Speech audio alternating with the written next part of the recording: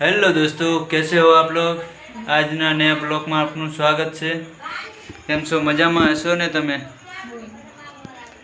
મજામાં હોય તો કોમેન્ટ કરજો અને સબસ્ક્રાઇબ કરવાનું ના ભૂલતા। પહેલા તો અમારી જુમી છે તો અમે આવીને નહીં ધોઈને બેસી જઈએ છીએ।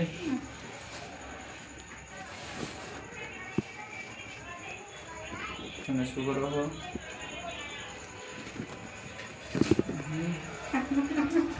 વરસાદનું હવામાન છે। પૂછો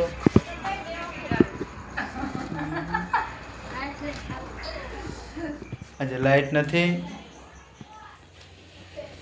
જઈશે 6 વાગે, સાંજે 6 વાગે લાઈટ આવવાની છે